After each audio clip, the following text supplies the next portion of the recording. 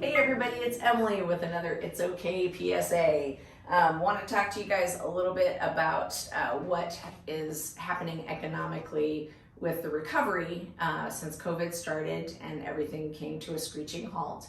And the differences between what happened in the last recession and what's happening now. So I've been a real estate agent for 20 years. I worked through the last recession, and this is vastly different from that. So in 2008, we had what's called a V-shaped recovery. So basically, the market crashed and then it came back up the other side. What's happening with the pandemic is we actually have what's called a K-shaped recovery, which I have this lovely slide right here. And what this is showing is that the recovery is happening, but it's not happening for everybody. So we have people who are really suffering, and then we have people who were already not suffering who will continue to do better. This is why we don't have a market crash. And it mostly has to do with their form of employment. With the K-shaped recovery, we have certain industries having a really hard time and certain industries making more money than ever. So it is this sort of, it's an imbalance, which is a huge bummer. You know, it's not fair, but it's not a V-shaped recovery where everything tanks and then we come back up the other side together. One of the things that's really been driving the market, especially here in Portland, is people in those industries that can now work remotely. They are upsizing, they need bigger houses, they need more bedrooms because they need a home office.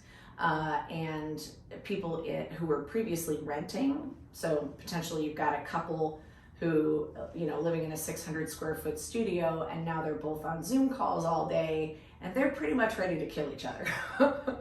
So those people are purchasing houses instead because they need more space and the interest rate is low. So instead of moving into another rental that's bigger, they're opting to buy instead.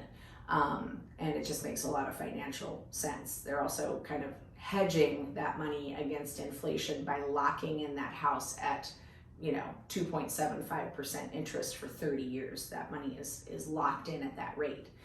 And hopefully as we move through this pandemic and, you know, people get vaccinated and people can get back to work, that should help even things out a little bit, but that's the long haul. But as far as real estate goes, we're in good shape, especially here in Portland, you know, where people want to move. So they're leaving California in droves. They're coming here. So yeah, you know, if you're living in the Bay Area where everything is, you know, 10 times more expensive, and you're working for Apple, and now you can work remotely for the next, you know, foreseeable future, they're coming to Portland instead. So that's what's going on.